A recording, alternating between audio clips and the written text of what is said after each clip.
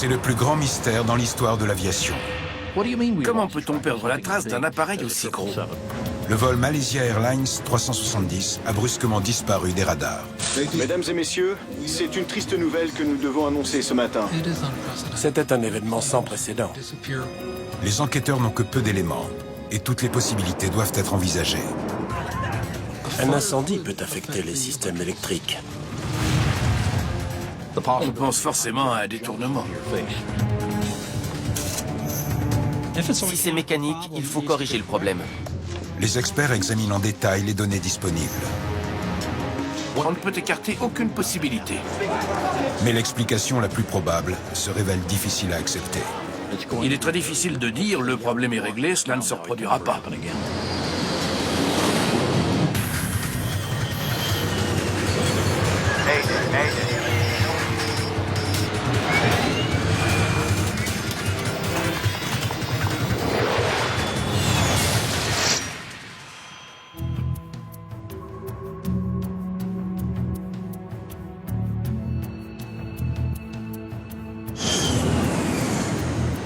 À l'aéroport international de Kuala Lumpur en Malaisie, l'équipage du vol Malaysia Airlines 370 effectue les derniers préparatifs avant le décollage. Attachez vos ceintures, s'il vous plaît. Parmi les 227 passagers à bord, 152 ont la nationalité chinoise. Ce vol de nuit est en effet à destination de Pékin.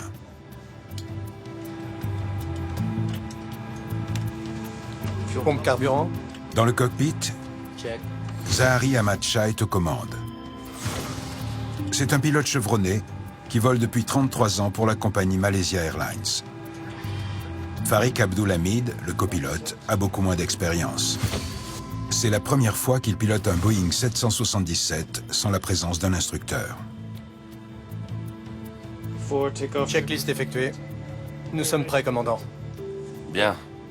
Au moment du décollage d'un vol commercial, il y a toujours beaucoup à faire. Ancien pilote de chasse et de ligne, John Nance compte parmi les meilleurs experts en sécurité aérienne. C'est l'une des raisons pour lesquelles on a mis en place la règle du cockpit stérile. Pas de conversation inutile en dessous de 10 000 pieds. Il faut rester concentré. Malaysia 370, autorisé décollage sur 32 droite. Malaysia 370, autorisé décollage, merci. Dites-leur qu'on est prêt. À l'équipage, décollage imminent. À minuit 40, le vol MH370 reçoit l'autorisation de décoller. C'est parti.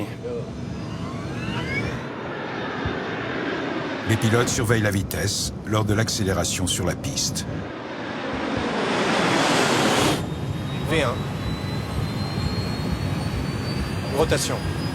Le décollage se déroule sans encombre. Le contrôleur aérien dirige ensuite l'appareil vers un point de cheminement appelé Igari. Malaysia 370, virez à droite vers Igari. Bien reçu. Malaysia 370, merci. Le Boeing 777 compte parmi les appareils les plus automatisés. Les coordonnées du point de cheminement sont simplement entrées dans l'ordinateur de vol. Igari programmé. Confirmation? Exécuté.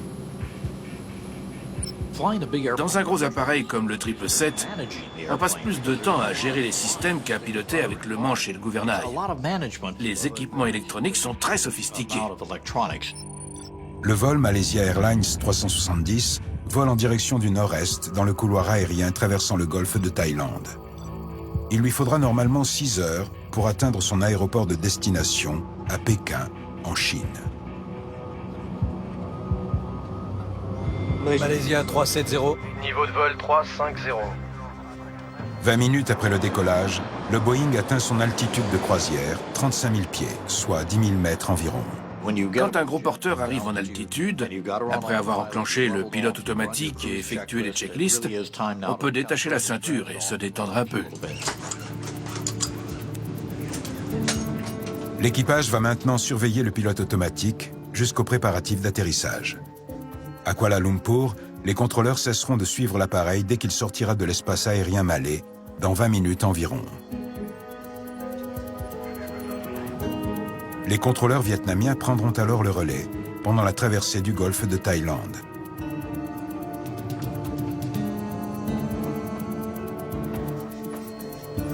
À 1h19 du matin, le contrôleur de Kuala Lumpur envoie la dernière communication radio. 370, contactez Ho Chi Minh. 120,9. Bonne nuit. Bonne nuit. Malaysia 370. Les communications du vol Malaysia Airlines 370 étaient parfaitement normales. C'était vraiment la routine entre un contrôleur aérien et un pilote.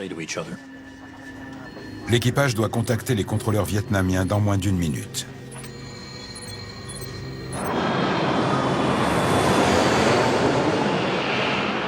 Mais 19 minutes plus tard, le vol 370 n'a toujours pas donné signe de vie.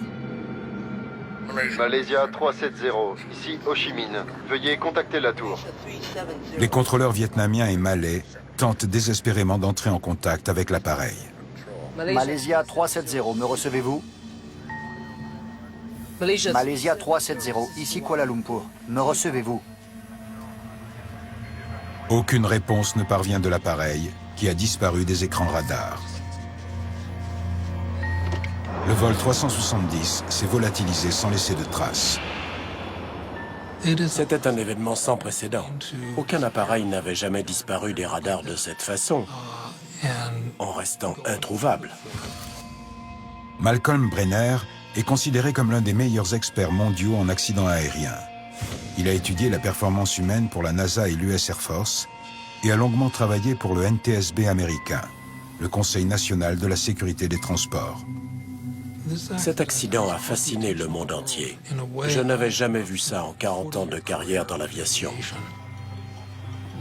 C'est probablement le plus grand mystère dans l'histoire de l'aviation commerciale et même dans l'histoire de l'aviation en général.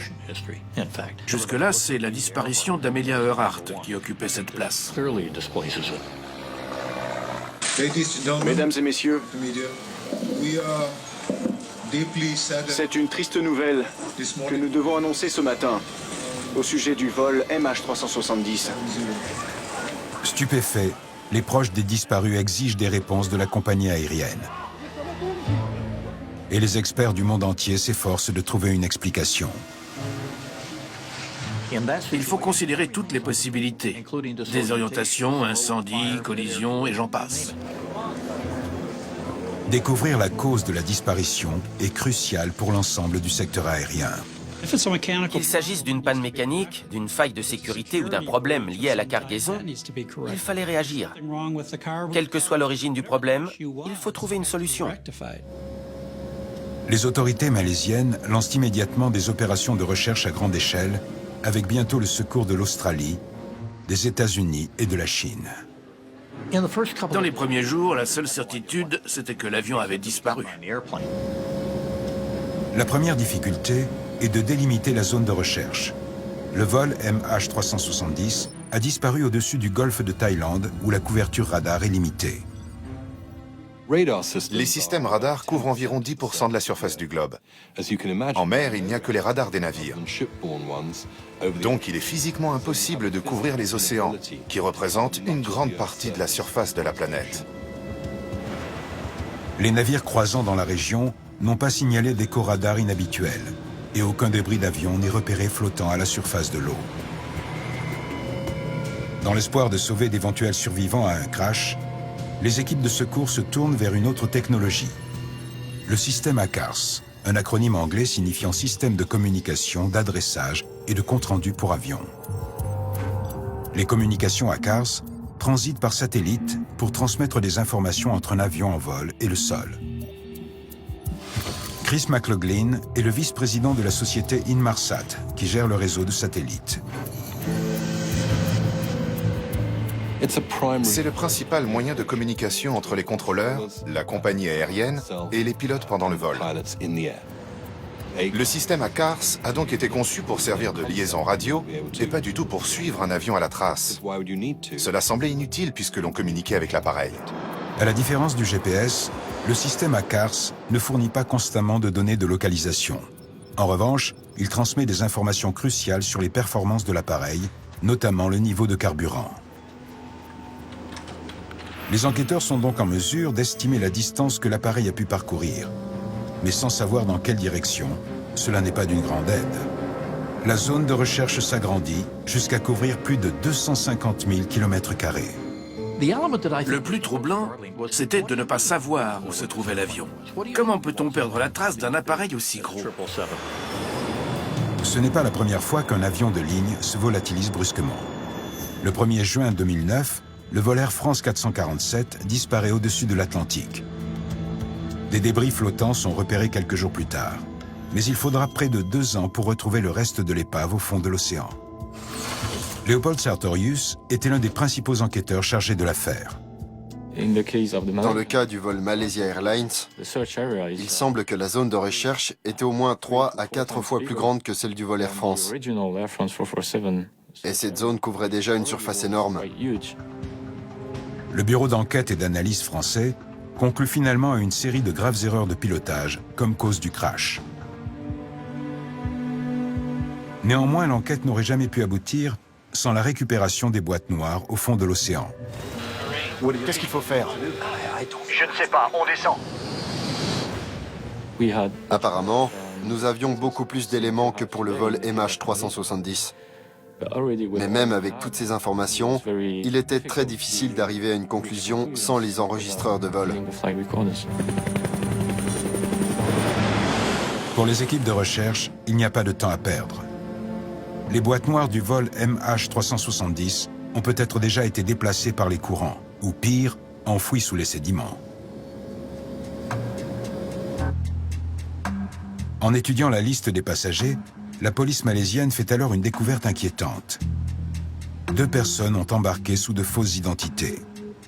Il est apparu très rapidement que 2 passagers avaient utilisé des passeports figurant comme volés dans la base de données Interpol.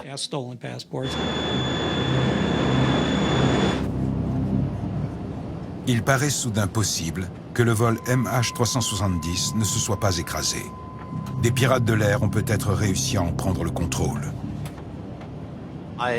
J'ai commencé à reprendre espoir puisque aucun débris n'avait été retrouvé dans l'eau. C'était peut-être un détournement et aussi une prise d'otage. Il était possible que nous recevions des revendications pour la libération de 200 personnes et plus. C'était notre meilleur espoir.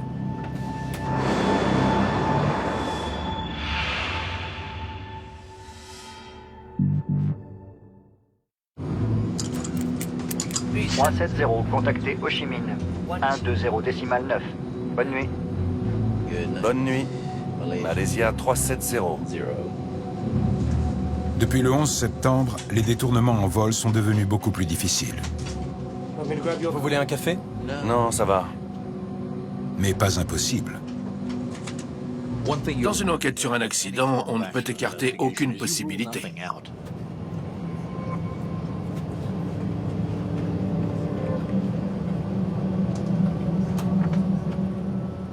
Quand les pilotes ont besoin d'aller aux toilettes, ils sortent du cockpit. Tom Fuentes sait parfaitement comment un détournement peut se dérouler. Il a derrière lui quelques 29 années de service au FBI. Les mesures de sécurité les plus strictes ne servent plus à rien dès que les pilotes quittent le cockpit.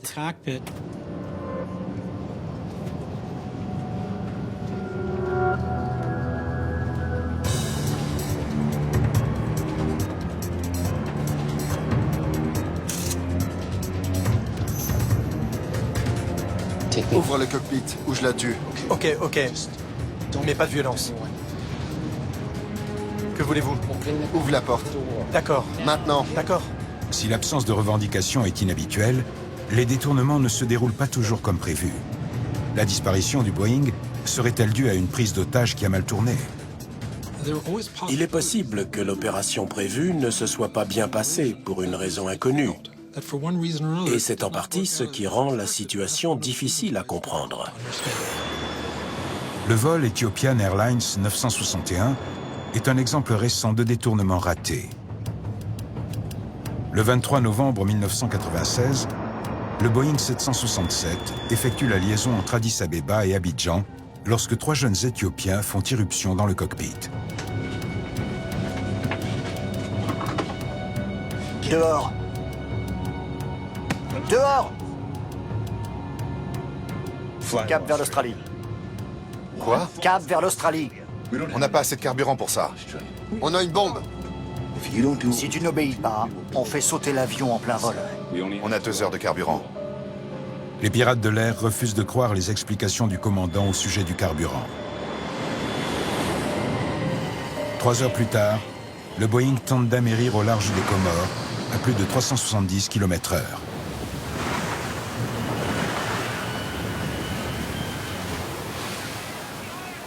Parmi les 175 personnes à bord, 125 trouvent la mort, y compris les 3 pirates de l'air.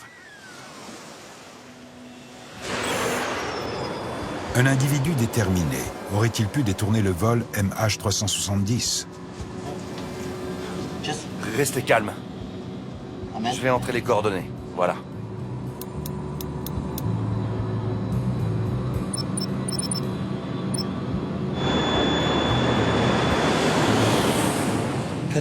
Je pensais que si l'appareil avait fait demi-tour, il s'était probablement écrasé dans la jungle, en Malaisie ou en Indonésie. Et si les débris avaient traversé toute la végétation pour finalement couler au fond des marais, il était tout à fait possible que les flammes ne soient pas repérées et que l'on ne retrouve jamais l'épave. Alors que les autorités aériennes du monde entier étudient les relevés radars, un coup de théâtre survient. Bonsoir, mesdames et messieurs. Le 11 mars, 3 jours après la disparition de l'appareil, l'armée malaisienne rend publique des données radars semblant confirmer la thèse du détournement. 3 minutes après le dernier contact radio, le vol MH370 a fait un brusque virage à gauche.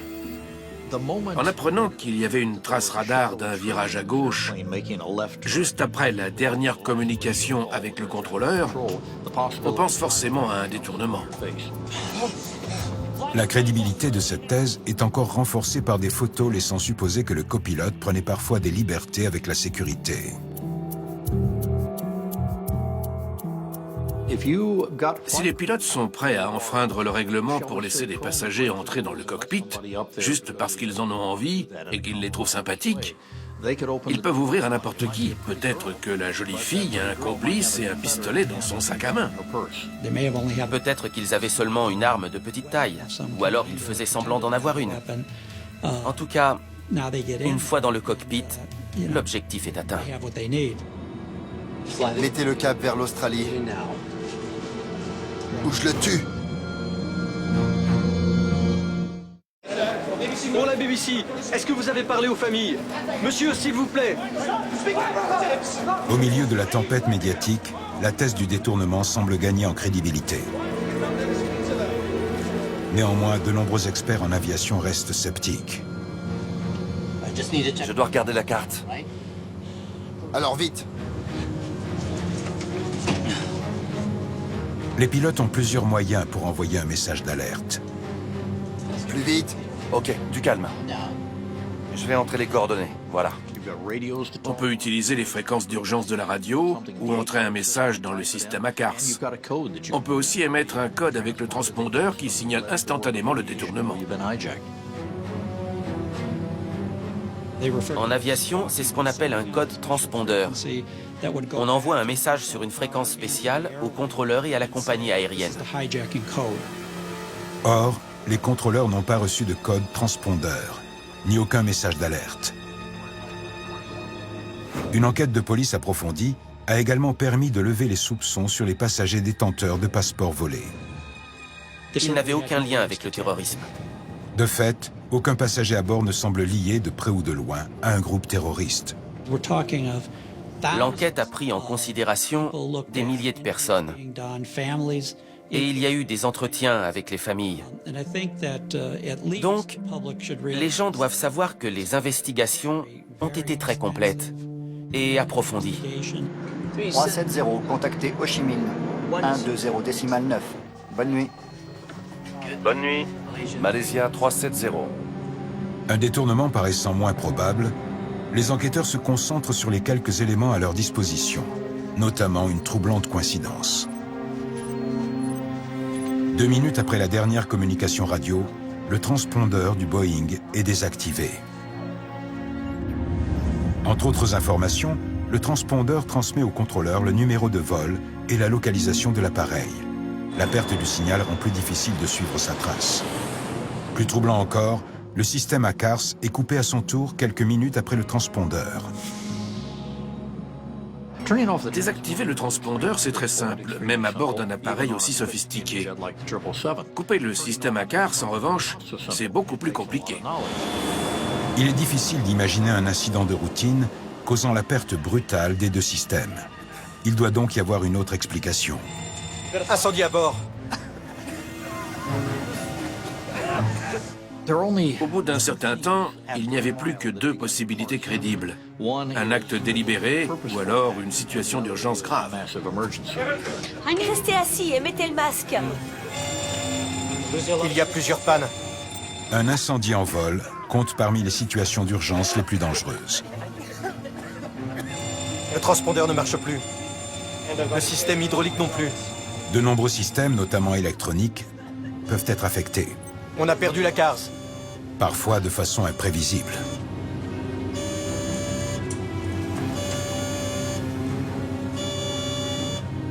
Un incendie peut endommager le système électrique, ce qui entraîne la perte de certaines fonctions. En novembre 1987, un Boeing 747 de South African Airways vole vers Johannesburg. Un incendie éclate dans la partie fret à l'arrière de l'appareil, juste derrière les passagers.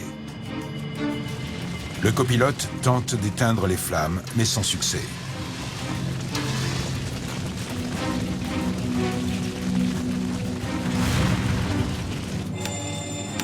Vérifiez le panneau disjoncteur. Le commandant de bord entame une descente d'urgence. Maurice Tour, Springbok 295. Springbok 295. Bonjour, j'écoute. Bonjour, nous avons un problème de fumée. Descente d'urgence au niveau 1-5. Alors qu'une épaisse fumée toxique emplit la cabine, des instruments cruciaux tombent en panne. Nous avons perdu une grande partie des systèmes électriques. Le Boeing sud-africain n'est jamais arrivé à destination. Son crash dans l'océan Indien a fait 159 victimes. Dans le cas du vol Malaysia Airlines, le manifeste de marchandises mentionne des produits potentiellement dangereux. Environ 220 kg de batterie lithium-ion. Est-il possible que cette cargaison hautement inflammable ait provoqué un incendie catastrophique? La quantité de batterie lithium-ion dépassait peut-être les normes de sécurité habituelles. Et une autre violation des règlements est possible. Les batteries ont peut-être été chargées au mauvais endroit, dans une partie de la soute, où les systèmes anti-incendie étaient moins puissants. Incendie à bord. Mayday, Mayday, ici Malaysia 370. Il y a un incendie à bord. On a perdu la CARS. Un incendie pourrait expliquer à la fois la perte des instruments de vol et le brusque virage à gauche. Il faut faire demi-tour. Revenir à l'aéroport. Bien. Virage à gauche, cap 240. Peut-être le virage avait-il pour but de préparer un atterrissage d'urgence. Les pilotes ont une réserve d'oxygène et en cas d'incendie, une des premières choses à faire, c'est de mettre les masques. Ils ont de quoi tenir 1 heure. Donc c'était une possibilité. Néanmoins, cette théorie a une faille. Le principal problème avec ce scénario, selon moi, c'est qu'il n'y a pas eu de message radio signalant un incendie. L'alarme aurait dû sonner avant que l'incendie puisse se répandre. La première chose à faire, c'est de mettre le masque à oxygène et de vérifier que l'autre pilote a fait la même chose. Ensuite, il faut lancer un message d'alerte et faire demi-tour pour rejoindre l'aéroport le plus proche. Un autre argument vient contredire la théorie de l'incendie. À Londres, les ingénieurs de la société Inmarsat ont fait une étonnante découverte en étudiant les communications ACARS.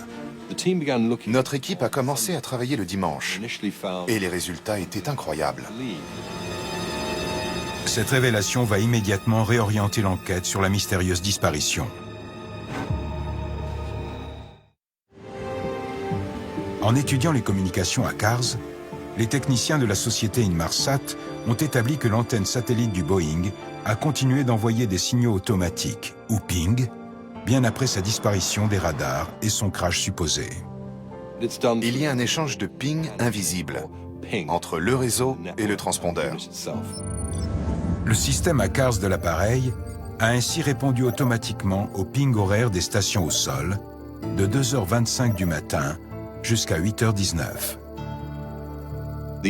L'appareil a continué d'envoyer des demandes de service au réseau, pas seulement pendant quelques minutes, mais pendant plus de 7 heures après sa disparition des radars.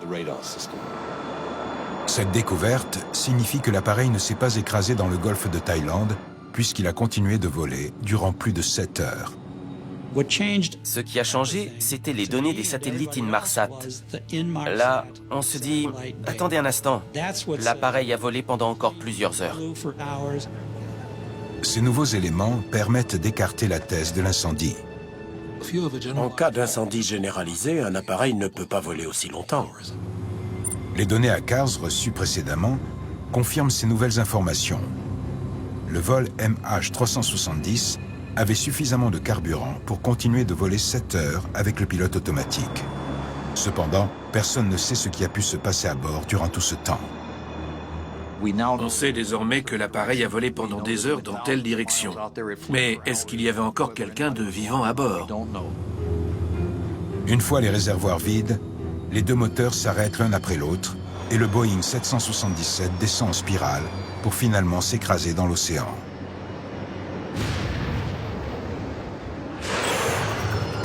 Ce nouveau scénario présente de troublantes similarités avec un autre accident mystérieux. En août 2005, le vol Helios 522 effectue la liaison entre Chypre et Athènes.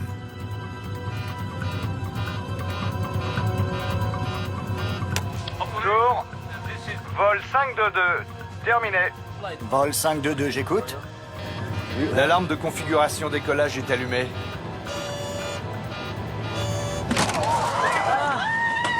Tandis que les masques à oxygène descendent dans la cabine, les pilotes ne parviennent pas à comprendre la signification des alarmes.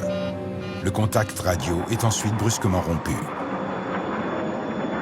1h30 plus tard, 2 chasseurs grecs sont envoyés en reconnaissance. Ils aperçoivent le copilote affaissé dans son fauteuil. Mais le commandant de bord semble absent. Contrôle, il y a une silhouette dans le cockpit de Helios 522. Pas de réaction visible. Les pilotes voient du mouvement dans le cockpit, juste avant que le 747 ne tourne et entame une descente rapide. Tandis que l'appareil fonce vers le sol, la personne aux commandes réagit enfin à la présence des chasseurs. Néanmoins, aucune communication radio n'est échangée. Quelques instants plus tard, le vol Helios 522 s'écrase. L'enquête révèle que l'équipage précédent avait signalé la présence de glace sur la poignée de la porte arrière. Un mécanicien avait effectué une série de tests nécessitant de mettre le système de pressurisation en mode manuel. Or, il n'avait pas remis la manette en position automatique. En conséquence, la cabine n'a pas été pressurisée lors du vol suivant et le niveau d'oxygène a diminué peu à peu. L'hypoxie peut provoquer des maux de tête, un état de désorientation, des difficultés de compréhension, des pertes de mémoire, un essoufflement.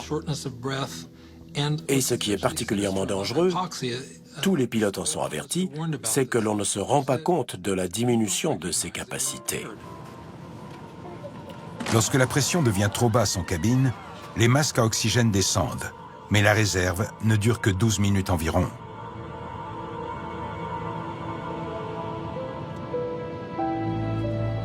Privés d'oxygène, les passagers et l'équipage perdent conscience. Tout le monde était évanoui, sauf un steward qui avait une réserve d'oxygène de provenance inconnue. Lorsque le steward parvient à s'installer aux commandes, le carburant est épuisé. Il n'y a plus aucun moyen de sauver l'appareil.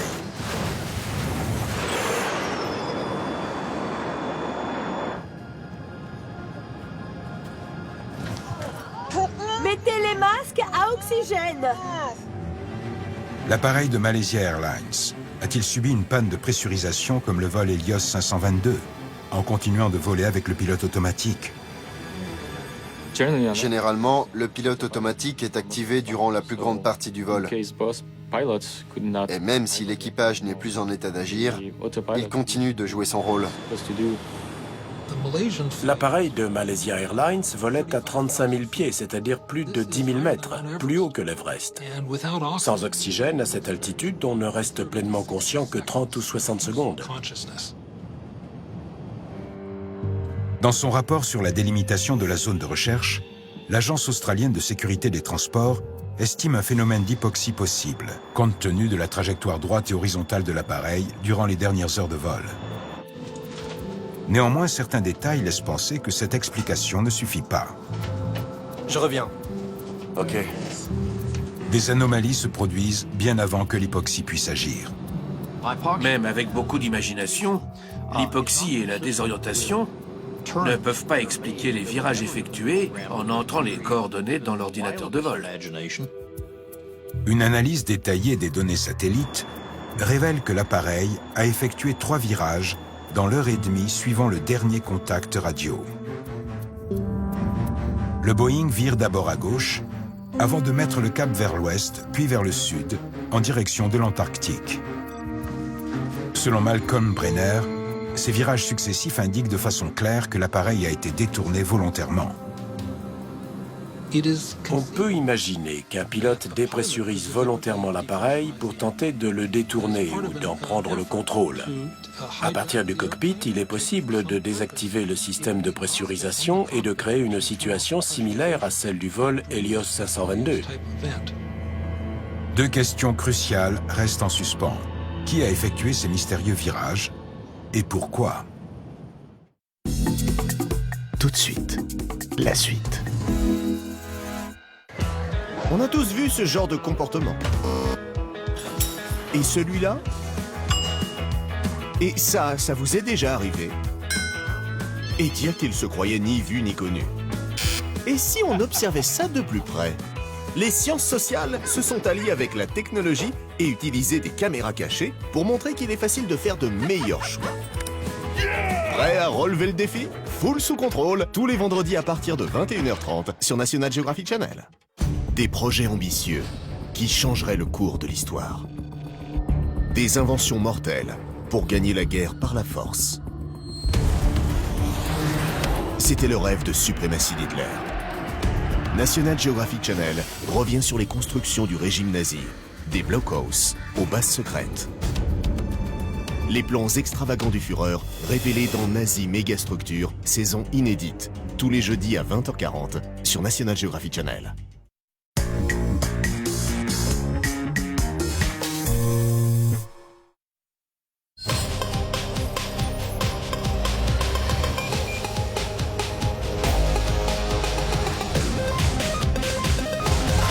Nouveau Nissan Juke, un caractère à toute épreuve. Nissan, innovation that excites. Nouveau Nissan Juke. Nouveau Nissan Qashqai. Nouveau Nissan X-Trail. À découvrir sans apport et sans condition pendant les portes ouvertes du 13 au 15 mars. Devinez qui est le cuisinier? C'est Frédéric. Devinez qui est le cuisiniste? C'est Lapeyre. Qui a fait ses douceurs pour le dessert? C'est Frédéric. Et des prix aussi doux? C'est Lapeyre. Et jusqu'au 29 mars, la pause de votre cuisine est à 1 €. La qualité Lapeyre à ce prix-là? Lapeyre, il n'y en a pas 2. Si la famille Boclet est ici, c'est parce que chez Allianz, nous savons qu'une maison, ce n'est pas qu'une maison. C'est un spectacle. Ce sont des distractions. Avec l'assurance habitation modulable d'Allianz, tout ce qui compte vraiment pour vous est assuré. Et pour protéger votre famille, Allianz vous offre le détecteur de fumée connecté à votre smartphone Nest Protect. Rendez-vous sur allianz.fr. Allianz, avec vous de A à Z. Messieurs, les dernières volontés de votre père étaient très claires. Pour vous, Paul, l'appartement de la rue de la Liberté, ses bons du Trésor et sa collection de montres. Pour vous, Olivier, sa Volkswagen. J'en étais sûr. Bah, tu vois, je sais même pas pourquoi je suis venu. T'as toujours été son préféré. Toujours. Hein? Arrête de me regarder comme ça. Hein. Ah, moi, je suis gentil, hein. C'est pas ma faute. Hein. J'ai eu la Volkswagen. Ah! En ce moment, la Golf Sportsvan est à partir de 240 € par mois, sans apport et sans condition. Porte ouverte les 14 et 15 mars. Volkswagen, das Auto.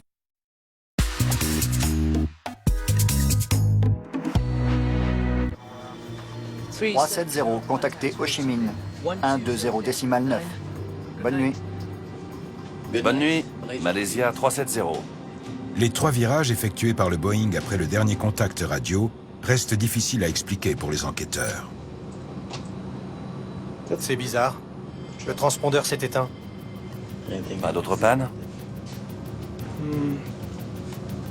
Le système ACARS est coupé aussi. Il faut garder l'esprit ouvert.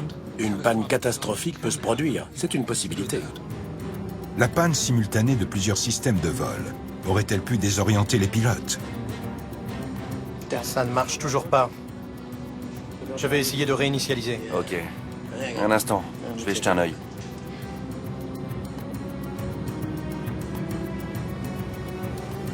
L'altimètre. Bon sang.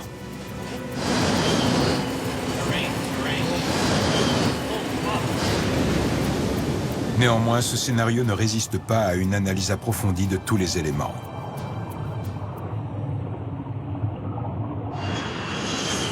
Le Boeing 777 comprend de nombreux systèmes auxiliaires, ce qui rend la panne simultanée de plusieurs instruments peu probable. Le mot d'ordre, c'est que toutes les fonctions doivent avoir un système de secours, y compris les systèmes de secours.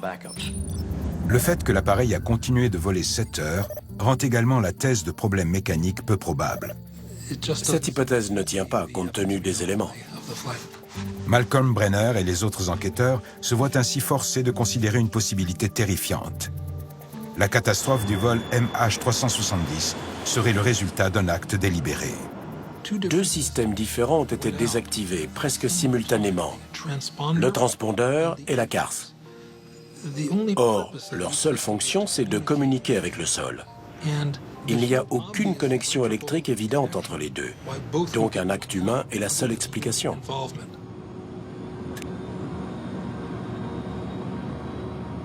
Tout nous ramène à un acte délibéré, mais de qui et pourquoi? Le crash volontaire d'un avion de ligne n'est malheureusement pas sans précédent. En 40 ans, on a recensé 6 accidents à travers le monde causés entièrement ou en partie par des actes délibérés. Dans certains cas, il semble s'agir d'actes impulsifs. Mais il y a 2 cas où les pilotes, malgré des problèmes psychiatriques, ont apparemment su préparer leurs actions avec soin pour camoufler des intentions criminelles. Dans l'affaire du vol Silk Air 185, les enquêteurs américains sont arrivés à une conclusion controversée. Le déjeuner va être servi. Le 19 décembre 1997, le Boeing 737 décolle de Jakarta à destination de Singapour. Mesdames et messieurs, votre commandant de bord. Mon nom est Tsu Heming. Mon copilote est aujourd'hui Duncan Ward. Quelques instants après la dernière communication prévue avec les contrôleurs indonésiens, l'appareil vire brusquement sur l'aile et fonce droit vers le sol. Il n'y a aucun survivant. Les équipes de recherche parviennent à retrouver les 2 boîtes noires. Je suis prêt. Mais les 2 appareils ont été éteints avant que le Boeing entame le piqué fatal. De l'eau? Les enquêteurs découvrent que Tsu Wei-ming, le commandant de bord, a récemment perdu plus d'1 million de dollars en bourse. Une dette qu'il doit rembourser à son retour à Singapour.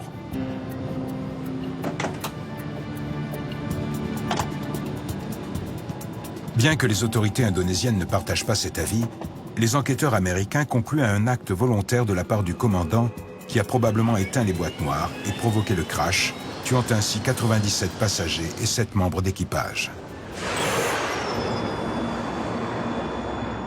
Malaysia 370, niveau de vol 350. Certains experts pensent désormais qu'un acte délibéré est la seule explication.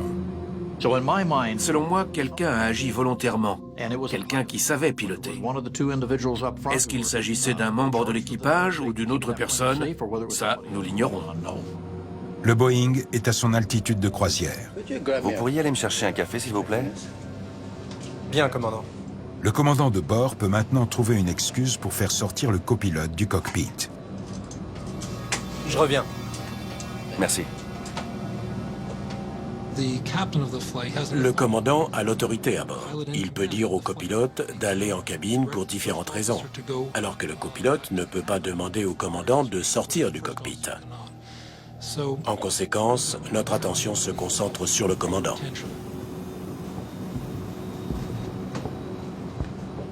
Un café pour le commandant. Seul dans le cockpit, le commandant pourrait aisément couper le transpondeur, puis mettre le cap vers une zone avec peu de couverture radar.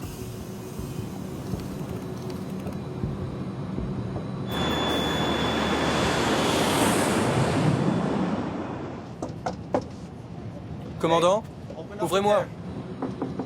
Quelques minutes plus tard, il a peut-être tenté de désactiver le système ACARS, sans réaliser que celui-ci continuait d'émettre un signal. Ça va?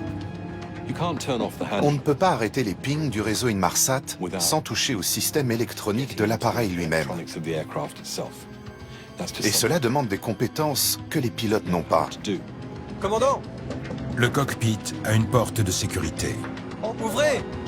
Une fois verrouillé, il est impossible de l'ouvrir de l'extérieur. Personne ne peut ouvrir la porte renforcée. Même si la personne qui est dans le cockpit a de mauvaises intentions, c'est impossible de la déloger.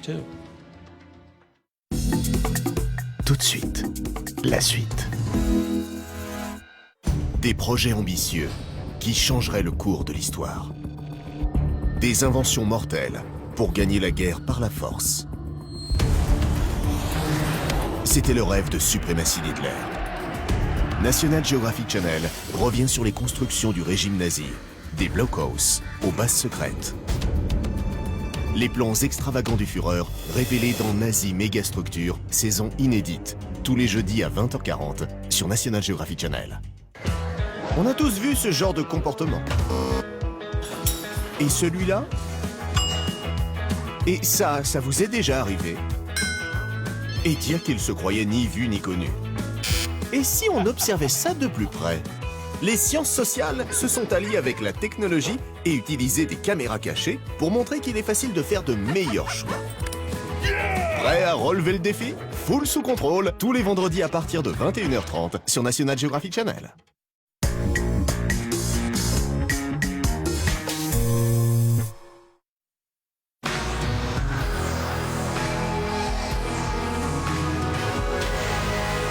Nuit d'Issée, le nouveau parfum pour homme d'Issey Miyake.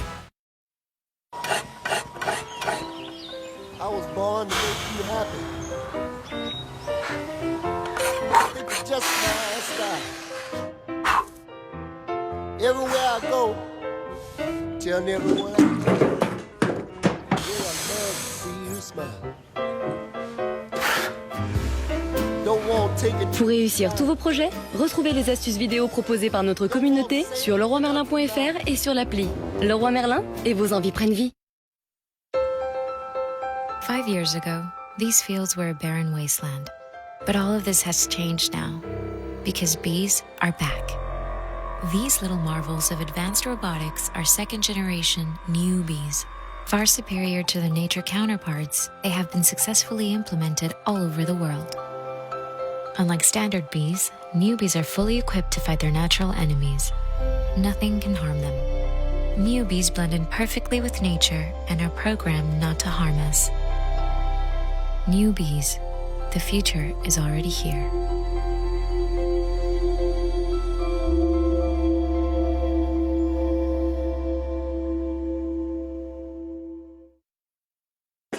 Si vous cherchez un 4x4 juste pour grimper dans l'échelle sociale, juste pour vous faire remarquer sur les grands boulevards, juste pour impressionner les collègues de bureau,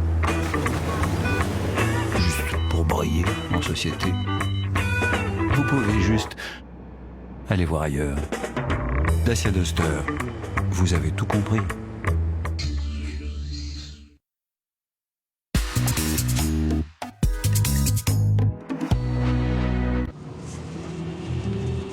Si le commandant de bord a pris le contrôle du cockpit pour détourner son propre appareil...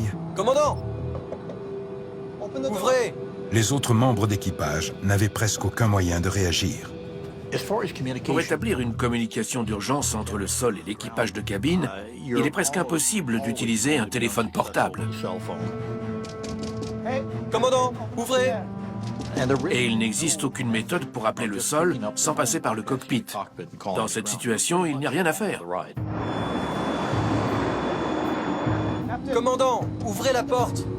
Le réglage manuel de la pression en cabine est un dispositif de sécurité en cas de panne du système automatique. Mais il pourrait aussi être utilisé à des desseins criminels. Commandant, ça va?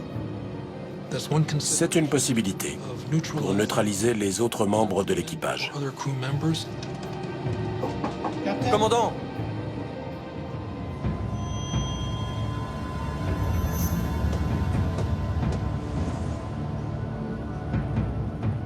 Sans oxygène, tout le monde est vulnérable.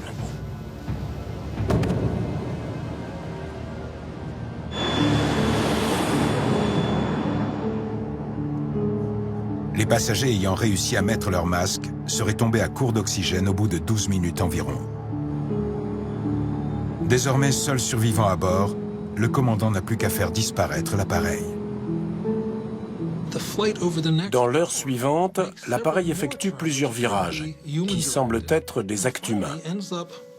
Et finalement, il met le cap vers l'Antarctique. Donc il semble que tout ait été soigneusement organisé pour échapper à la détection.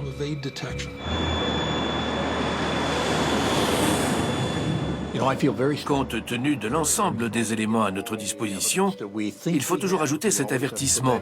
Je suis intimement convaincu que l'individu responsable voulait faire disparaître l'appareil corps et bien.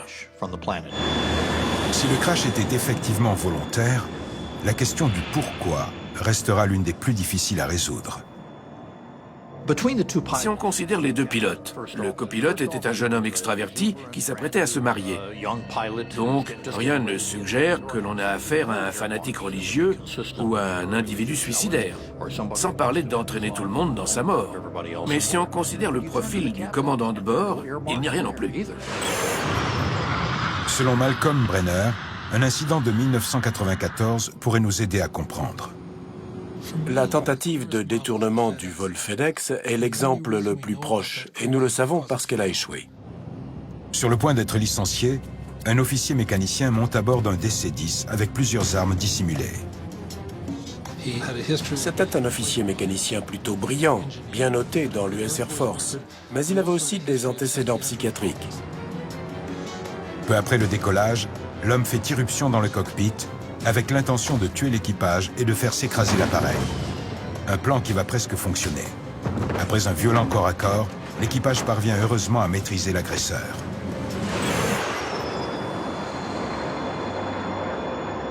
Rares sont les compagnies ayant subi le drame d'un crash volontaire, dû à un acte de folie. Le vol de Malaysia Airlines est peut-être le cas le plus récent. Certains individus peuvent avoir des problèmes psychiatriques et des motivations étranges, tout en restant capables de préparer soigneusement ce type d'opération de sang-froid. Donc j'ai le regret de dire que cela peut arriver. Pour les enquêteurs, comme pour les compagnies aériennes, la dure vérité est que les défaillances humaines sont presque impossibles à prévoir.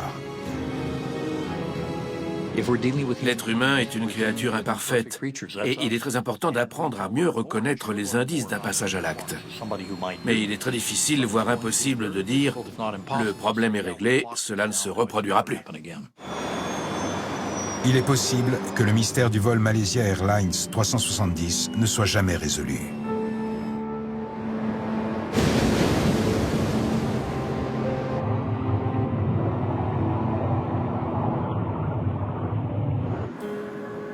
Néanmoins, la plus importante leçon du drame a peut-être déjà été tirée. Il me paraît évident que nous devons savoir où se trouvent les appareils à tout moment. Et c'est très facile à faire, ça ne coûte pas cher. Il suffit d'ajouter un GPS au transmetteur généralement déjà en place. Il faudra le régler pour envoyer un signal toutes les 5 ou 10 minutes et faire en sorte qu'il soit impossible à désactiver. L'une des premières conséquences, c'est peut-être que certaines compagnies aériennes vont suivre leurs appareils à la trace et le faire valoir pour se distinguer de la concurrence. Ou alors, l'administration américaine rendra cela obligatoire. Le monde entier est concerné et veut savoir ce qui s'est passé pour faire en sorte que cela ne puisse jamais se reproduire.